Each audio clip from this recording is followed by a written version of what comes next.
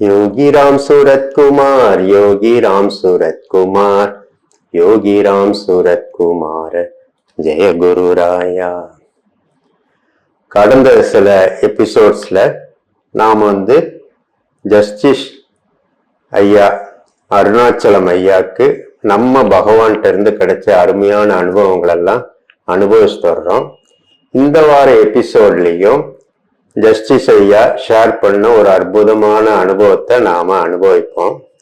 இது 1994 ஆரம்ப காலத்துல நடந்த ஒரு அனுபவம். அந்த டைம்ல ஜஸ்டிஸ் ஐயா ஒரு நம்ம பகவானை பார்க்கறதுக்காக வந்திருக்காங்க. சன்னதி தெரு வீட்டுலதான் தர்ஷன் கிடைக்கிது. அப்ப ஆசிரமத்துல வேலி கட்டுறதுக்கு ஃபென்ஸ், ஆசிரம வளாகத்தை சுத்தி ஃபென்ஸ் போடுறதுக்கான ஒரு பேச்செல்லாம் நடக்குது. அதுக்கு ஒரு விழா வைக்கணுன்ற மாதிரிலாம் நடக்கும்போது ஜஸ்டிஸ் ஐயா தன்னோட விருப்பத்தை பகவான்கிட்ட சொல்றார். தானும் அந்த ஃபங்க்ஷன்ல கலந்துக்கணும் பகவான் அப்படின்னு தன்னோட ஆசையை வெளிப்படுத்த, பகவான் தன்னோட தாமரை போன்ற முகத்துல ஒரு மலர்ச்சி, ஒரு புன்முறுவலோட அதுக்கு ஓகேன்னு சொல்ற மாதிரி ஒரு சைகை பண்றாங்க. ஜஸ்டிஸ் ஐயாக்கு அது அப்படி ஒரு சந்தோஷம். ஊர் திரும்பிடுறாங்க. திரும்பி ஒரு 2 வார காலகட்டத்திலே ஆசிரமத்துல இருந்து ஜஸ்டிஸ் ஐயாக்கு ட்ரஸ்டிகிட்ட இருந்து போன் வருது. என்ன வருதுன்னா, ஒரு குறிப்பிட்ட நாள் சொல்றாங்க. இந்த நாள்ல பகவான் இந்த ஆசிரம வளாகத்தை சுத்தி ஃபென்ஸ் வைக்கிற ஃபங்க்ஷன் நடத்தலாம், நீங்களும் அவசியம் கலந்து கொள்ளணும் அப்படின்னு சொல்ல ஜஸ்டிஸ் ஐயாக்கு ரொம்ப சந்தோஷமாயிருது.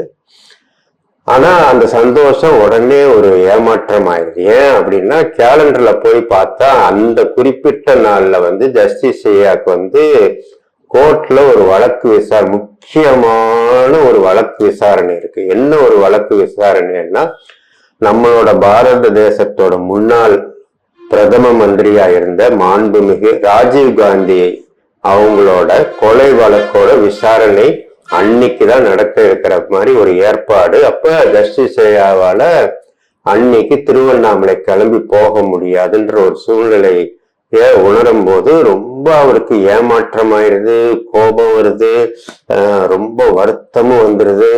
தன்னோட வீட்டுல அவருக்குன்னு ஒர்க்கிங் ரூம் வச்சிருப்பார்ல, அந்த ரூம்குள்ள அத்தனை பகவான் படம் இருக்கும். அந்த பகவான் படத்தை பார்த்து தன்னோட கோபத்தை வெளிப்படுத்துறாரு, வருத்தத்தை வெளிப்படுத்துறாரு, ஏமாற்றத்தை தாங்க முடியாம தவிக்கிறாரு.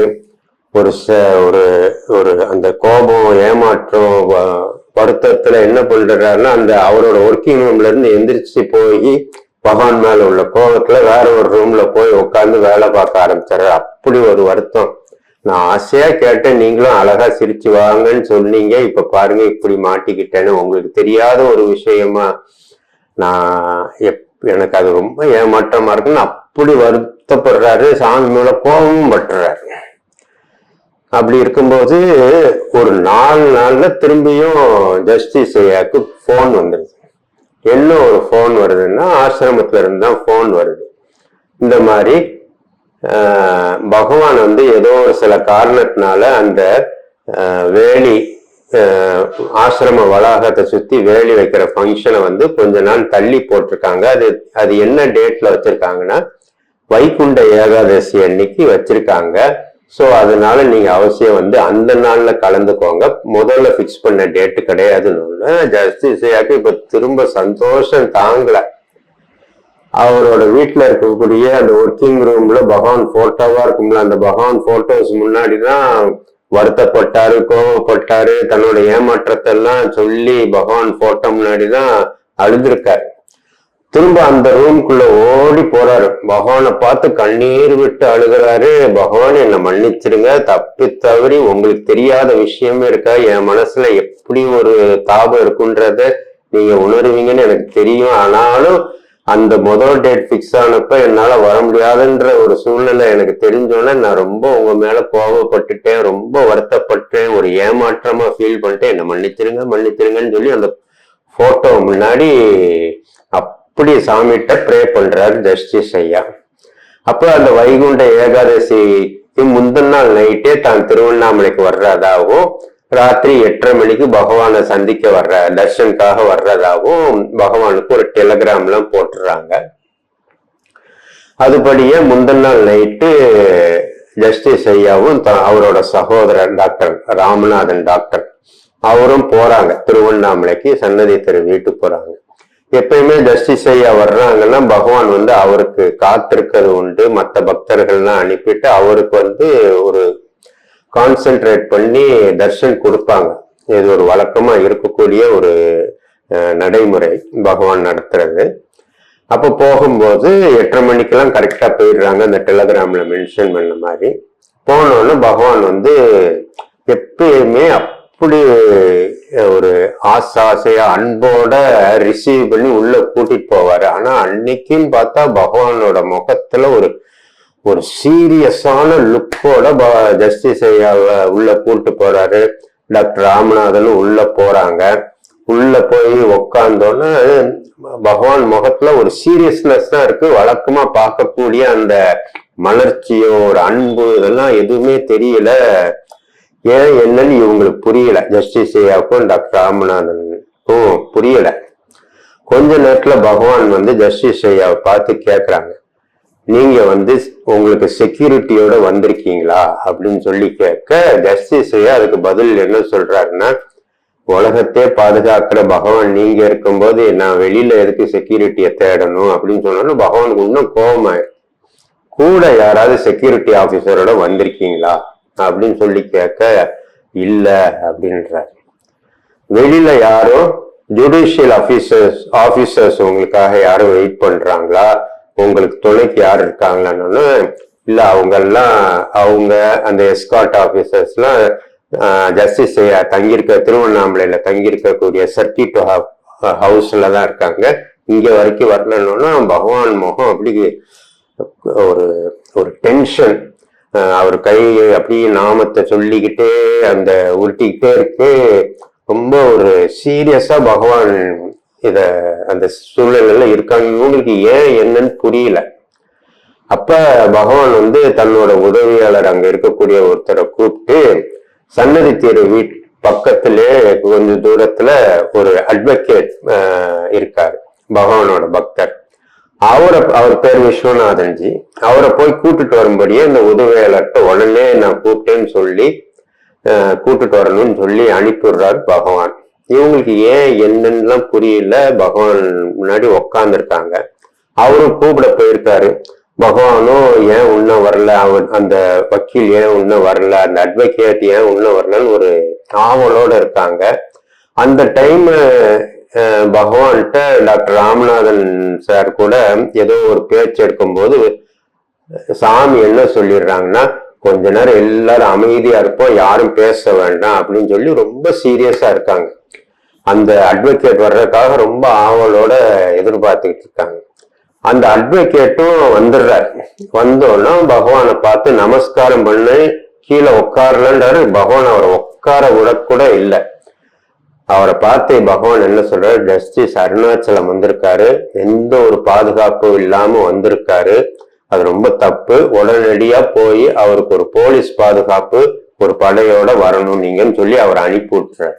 அவரை உட்கார கூட விடல. உடனே அவரும் கிளம்பி போயிடுறாரு. கிளம்பி போனோன்னா அப்படி பாக்குறாரு, போனவர் ஏற்பாடு பண்ணிட்டாரா என்னன்னு ஒரு ஆவலோட பகவான் அவரு திரும்பி போலீஸ் படையோட வரணுன்ற ஒரு எதிர்பார்ப்புல பகவான் ரொம்ப சீரியஸா உட்கார்ந்துருக்காங்க. அவரும் கொஞ்ச நேரத்துல வந்துடுறாரு. வந்தா ஒரு படையோட வருவாருன்னு பார்த்தா ஒரே ஒரு போலீஸ்மேனோட வர்றாரு. காரணம் என்னன்னா, மீதி ஆட்கள் எல்லாருமே ஏதோ ஒரு பந்தோபஸ்துக்கு போயிட்டாங்க போல இருக்கு. அதனால ஒருத்தர் மட்டும்தான் கூட்டிட்டு வர்ற மாதிரி ஒரு சூழ்நிலை இருந்துச்சு. பகவானால அது ஏத்துக்கிட முடியல. திரும்ப அந்த அட்வொகேட்டை சொல்லி, நீங்க நேர எஸ்பி ஆபீஸ்ல போய் எஸ்பிய பாருங்க, பார்த்துட்டு ஜஸ்டிஸ் அருணாச்சலத்துக்கு ஒரு பாதுகாப்பு படை வேணும், உடனடியா வேணும், நான் சொன்னேன்னு சொல்லி கூப்பிட்டு வாங்கன்னு சொன்னா திரும்பி அவரை அனுப்பி விட்டுறாங்க. பகவான் அனுப்பி விட்டோன்னா திரும்பியும் அதுக்காக அவர் திரும்பி ஒரு போலீஸ் பந்தோபஸ்தோட வருவாருன்ற ஒரு ஆவல்ல பகவான் உட்கார்ந்துருக்காங்க. சீரியஸா தான் உட்கார்ந்துருக்காங்க பகவான். இவங்களால எதுவும் பேச முடியல. ஏன் பகவான் இந்த தடவை இப்படி இருக்காருன்றது இவங்க மனசுக்குள்ள அப்படி ஓடுது. எப்பயுமே பகவானை பார்க்க போகும்போது ஜஸ்டிஸ் ஐயா வீட்டுல வந்து பகவானுக்காக ரவகேசரி ஓம் பொடி எல்லாம் தயார் பண்ணி அவங்க வீட்டிலேயே தயார் பண்ணி பகவானுக்காக ஆசையா கொண்டு வர்றது உண்டு. போன உடனே பகவானும் அதை ஆசையா வாங்கி எல்லாரோடையும் பகிர்ந்து தானும் அதை எடுத்துக்கிறது உண்டு. ஆனா அந்த ரவா கேசரி ஓம் பொடிலாம் அப்படியே இருக்கு. பகவான் இருக்கிற அந்த சீரியஸ்னஸ்ல இவங்களால எதுவுமே பேச முடியல. அப்ப அப்படி ஒரு சீரியஸான சுச்சுவேஷன் அங்க இருக்கு. அப்படி இருக்கும்போது கொஞ்ச நேரத்துல பகவானோட அந்த தாமரை முகம் கொஞ்சம் கொஞ்சமா மலர ஆரம்பிக்குது. பகவான் முகத்துல ஒரு மகிழ்ச்சி தெரியுது, ஒரு மலர்ச்சி தெரியுது. சிரிக்க ஆரம்பிக்கிறார். பகவானோட வெடிச்சிருப்பு தெரியும்ல. சிரிச்சு ஜஸ்டிஸ் ஐயா முதுகுல தட்டு தட்டுன்னு தட்டுறாங்க. தட்டிக்கிட்டே சொல்றாங்க, my father says from now on there won't be any problem to Justice Arunachalam and his family அப்படின்றாங்க. என்ன அப்படின்னா, இனிமேல் இந்த என் தந்தை சொல்றாரு, இனிமேல் வந்து ஜஸ்டிஸ் அருணாச்சலுக்கும் அவரோட குடும்பத்துக்கும் எந்த விதமான பிரச்சனை வராது அப்படின்னு சொல்லி முதுக டப்புன்னு தட்டும் போது அந்த எஸ்பி ஆபீஸ்க்கு அனுப்பப்பட்ட அந்த அட்வொகேட் விஸ்வநாத்ஜியும் திரும்ப வந்துடுறாரு. பகவான் நீங்க சொன்ன மாதிரி அங்க போய் கேட்டேன், ஜஸ்டிஸ் அருணாச்சலம் ஐயாவுக்கு ஒரு படையை கொடுத்துட்டாங்கன்னு சொன்னோன்னு இப்ப புரியுது ஏன் பகவான் சந்தோஷப்பட உடனே இப்படி ஆயிட்டாருன்றது தெரிய ஆரம்பிச்சிருச்சு. அப்படி இருக்கும்போது இப்ப சூழ்நிலை எப்பயும் போல ஒரு சந்தோஷமான சூழ்நிலை அங்க உருவாக்க பகவான் வந்து கேக்குறார், அது என்ன பிரசாதம் கொண்டு வந்திருக்கீங்க அப்படின்னு சொன்னோடனே அது சொல்றார், வழக்கம் போல ரவகேசரியும் ஓம்படியும் கொண்டு வந்திருக்கீங்க, இது வீட்டிலேயே தயார் பண்ணதான்னு கேட்டார். ஆமா, வீட்டுல என்னோட மனைவி லக்ஷ்மி தான் தயார் பண்ணணும்னு அதாவது பகவான் ஆசையா தன்னோட கொட்டாங்குச்சிலையும் வாங்கிக்கிறாரு. எல்லாரோடையும் பகிர்ந்து சாப்பிட ஆரம்பினாங்க. அப்ப திரும்ப இப்ப அந்த ஒரு சூழ்நிலை மாறினோன்னு இவங்களுக்கு எல்லாம் பேசணும்ன்ற இப்ப தைரியமா பேசலாம் பகவான்கிட்ட அப்படின்றது ஒரு சூழ்நிலை அமையுது. அப்படி இருக்கும்போது ஜஸ்டிஸ் சாமியோட பேசும்போது மறுநாள் காலையில வைகுண்ட ஏகாதசி அன்னைக்கு காலையில அந்த ஆசிரம வளாகத்தை சுத்தி அந்த ஃபென்சிங் ஃபங்க்ஷன் நடக்க போகுது. அது எத்தனை மணிக்கு நடக்கும் அதெல்லாம் பேச்சு நடக்கும்போது ஜஸ்டிஸ் ஐயாட்ட சாமி கேட்கறாங்க, நீங்க திரும்ப எப்ப போகணும்னு சொல்லி கேட்கும்போது அன்னைக்கு ஒரு கேஸ் இருக்கு, அந்த கேஸ வந்து நான் 12:30 மணிக்கு சென்னையில இருக்கணும், அதனால நான் காலையில 7:45 கிளம்புனா 12:30 மணிக்கு ஹைகோர்ட்டுக்கு போயிடலாம் அப்படின்னு சொல்ல. ஆனா சாமி பிக்ஸ் பண்ண டைமோ 9 மணிக்கு மேலதான் அந்த ஃபென்சிங் ஃபங்க்ஷன். சாமி சொல்றாங்க இந்த மாதிரி 9 மணிக்கு மேலதான் ஃபங்க்ஷன் அப்படின்னு சொன்னோன்னா இப்ப இவங்களும் 7:45 கிளம்புனா தான் 12:30க்கு கோர்ட்டுக்கு போக முடியும். அப்ப திரும்ப ஒரு ஏமாற்றம் ஜஸ்டிஸ் ஐயாக்கு வந்தது. ஆசையா வந்தோம், காலையில ஃபங்க்ஷன் சீக்கிரம் வைப்பாங்கன்னு நம்ம நினைச்சோம், 7:45க்கு கிளம்பணும்னா திரும்ப நம்ம டியூட்டியை போய் பார்க்க ஆரம்பிச்சிடலாம்னு நினைச்சோம். இப்ப அதுவும் இல்லாம ஆயிடுச்சுன்னு திரும்ப அவருக்கு ஒரு ஏமாற்றம் ஒரு வருத்தம் வருது. சாமிகிட்ட கேக்குறாங்க, ஏதாவது அது முன்னக்கூடி மாத்திரம் அதுக்கு சான்ஸே இல்லைன்னு சாமி சொல்லிடுறாங்க. ரொம்ப வருத்தமாயிருது. அப்ப சாமிகிட்ட கேக்குறாங்க ஜஸ்டிஸ் ஐயா, அப்ப நான் காலையில சீக்கிரம் கிளம்பணுன்றக்காக அதிகாலையில உங்களை வந்து நான் தரிசனம் பண்ணிட்டாவது போகலாமா சாமின்னு சொல்லி கேட்க சாமி அதுக்கு ஒரு அழகான பதில் சொல்றாங்க. இந்த பிச்சைக்காரனோட சன்னதி தெரு வீடு ஜஸ்டிஸ் அருணாச்சலத்துக்கு 24 மணி நேரம் திறந்தேதான் இருக்கும், எப்பனாலும் வரலாம்னு சொல்லி ஒரு அன்போட ஒரு பதில் சொல்றாங்க. அப்படி சொல்லிட்டு இருக்கும்போது சரின்ட்டு இது நைட்டு, அப்ப அவங்க வந்ததோ 8:30 மணி, இப்ப வந்து நைட் 10 மணிக்கு மேல ஆயிடுச்சு. சரி, நான் அந்த பிச்சைக்காரன் உங்களை அனுப்பிடுறேன், கிளம்புங்க, this beggar is leaving you now அப்படின்னு சொல்லி காலையில பாப்போன்ற மாதிரி அவங்கள எப்பயுமே வழக்கமா ஜஸ்டிஸ் ஐயாவை வந்து கைப்பிடிச்சு வாசல் வரைக்கும் வந்து வழி அனுப்புறது பகவானோட வழக்கம். டாக்டர் ராமநாதன் சார் வந்து முன்னாடி வெளியில போயிடுறாரு. ஜஸ்டிஸ் ஐயா கையை பிடிச்சிட்டு பகவான் மெல்ல அந்த ஹால்ல இருந்து நடந்து வர்றாங்க. இறுக கையை பிடிச்சிடுறாங்க. கையை பிடிச்சிட்டு வரும்போதே பகவான் வந்து ஜஸ்டிஸ் ஐயாட்ட சொல்றாங்க, மை ஃபாதர் சேஸ் என்னோட தந்தை சொல்றாரு, இனிமேல் ஜஸ்டிஸ் அருணாச்சலத்துக்கும் அவரோட குடும்பத்துக்கும் எந்தவித ஆபத்தும் கிடையாது அப்படின்னு சொல்லிக்கிட்டே இருக்காங்க. அப்படி சொல்லிக்கிட்டே இருக்கும்போது கையை பிடிச்சிட்டு இருகளா பிடிச்சிடுறாங்க. அந்த டோரை தாண்டி அந்த பெரிய மரக்கதவு இருக்குமே, சன்னதி தெரு மரக்கதவு வெளியில வந்தோடனே திரும்ப ஜஸ்டிஸ் ஐயா பார்த்து பகவான் சொல்றாங்க. என்ன சொல்றாங்கன்னா, என்னோட தந்தை சொல்றாரு, ஜஸ்டிஸ் அருணாச்சலமும் இந்த ஃபென்ஸ் ஃபங்க்ஷன் கண்டிப்பா இருக்கணும்னு என்னோட தந்தை சொல்றாரு. நீங்களோ 7:45 போகணும்ன்றீங்க. என் தந்தை சொன்னனால நம்ம ஃபங்க்ஷனை இப்ப காலையில 6 மணிக்கு வச்சுக்கிடலாம்னு சொல்லி மாத்தணும்னா ஜஸ்டிஸ் ஐயாக்கு அப்படி ஒரு சந்தோஷம் வந்துருது.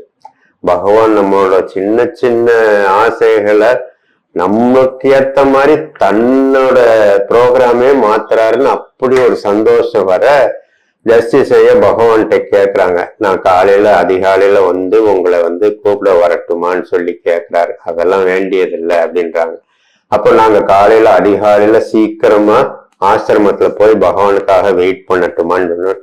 அதெல்லாம் நீங்க ஒண்ணும் செய்ய வேண்டாம். இந்த பிச்சைக்காரனே சர்க்கிட் ஹவுஸ்ல ஜஸ்டிஸ் அருணாச்சலத்தை கூப்பிட வந்துருவேன் அப்படின்னு சொன்னோன்னா ஐயாக்கு கண்ணெல்லாம் கலங்குது. இப்பேற்பட்ட கருணாமூர்த்தியா இருக்கக்கூடிய பகவான் நமக்காக இப்படிலாம் இறங்கி வர்றாருன்னு சொல்லி கண்ணெல்லாம் கலங்குது. அப்படி ஒரு சந்தோஷத்தோட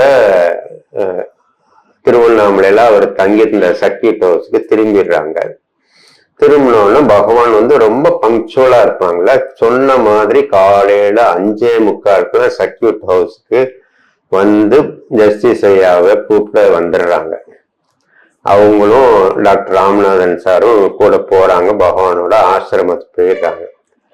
அதிகாலையில இருக்கிற அந்த ப்ரோக்ராம் மாத்தினால 9 மணிக்கு மேல நடக்கக்கூடிய ப்ரோக்ராம இப்ப காலையில 6 மணிக்கு மாத்தினதுனால ஐயா பக்தர்கள் எல்லாம் கம்மியா வந்திருப்பாங்களோன்னு ஐயா மனசுக்குள்ள எல்லாம் அது ஓடுது. ஆனா ஆசிரம் வளாகத்துக்குள்ள போய் பார்த்தா காலையில முந்தின நாள் நைட்டு 10 மணிக்கு மாற்றப்பட்ட ப்ரோக்ராம் அத்தனை பக்தர்களையும் தெரிஞ்சு அதை ஏத்துக்கிட்டு காலையில அங்க போய் பார்த்தா 200க்கு மேல பக்தர்கள் அங்க கூடி இருந்திருக்காங்க பகவானோட தரிசனத்துக்காக, அந்த ஃபங்க்ஷனுக்காக. அப்ப பகவான் அங்க ஆசிரம வளாகத்துல இறங்கணும்னா ஜஸ்டிஸ் ஐயாவும் டாக்டர் ராமநாதன் சாரும் பகவானுக்கு மாலெல்லாம் போடுறாங்க. போட்டுட்டு கொஞ்சம் தள்ளி வந்துடுறாங்க. எல்லா பக்தர்களும் பகவானை போய் நமஸ்காரம் பண்ணணுன்றதுக்காக அவங்க கொஞ்சம் வழி விட்டுறாங்க.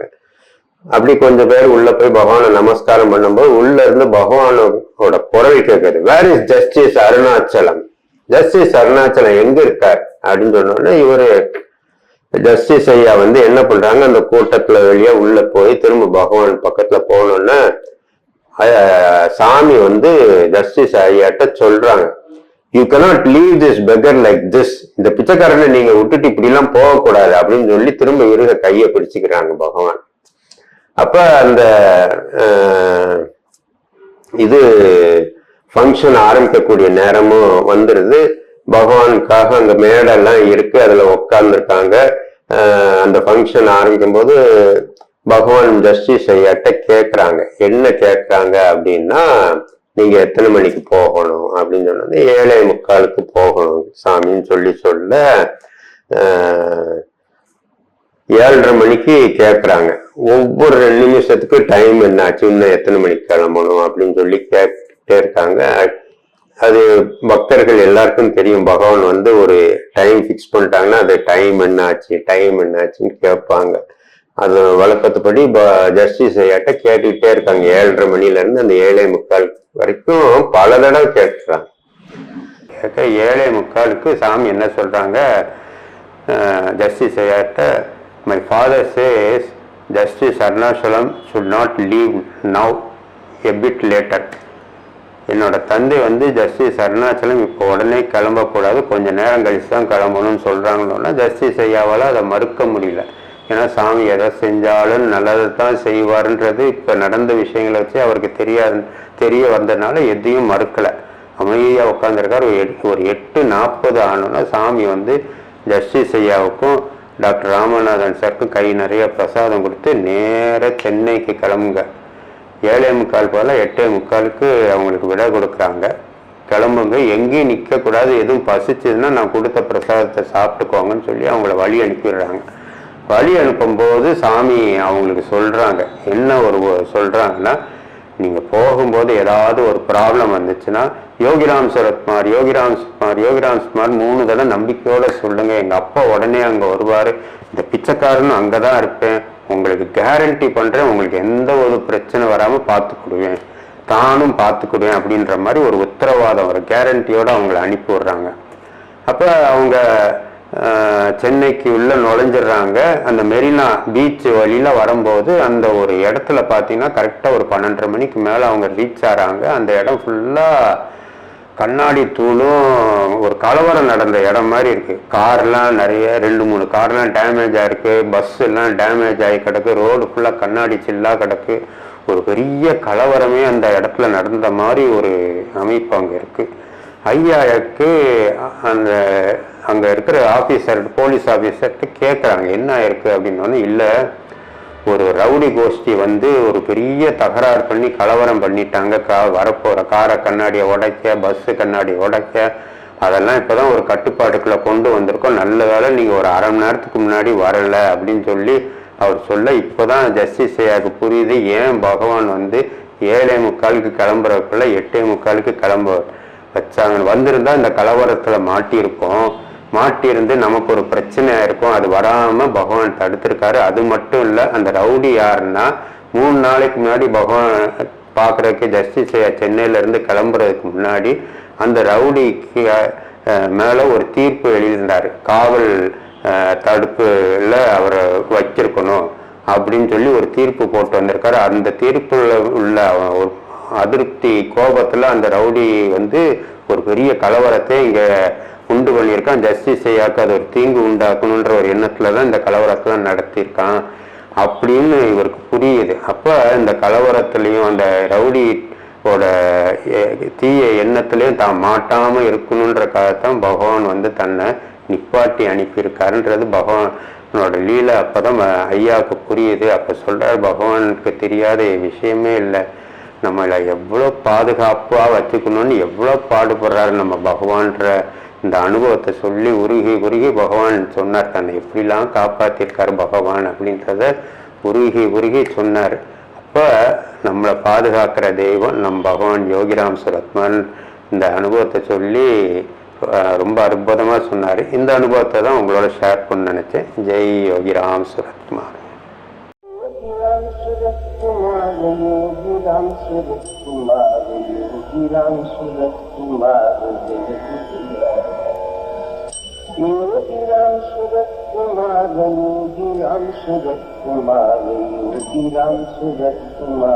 Jai Guru.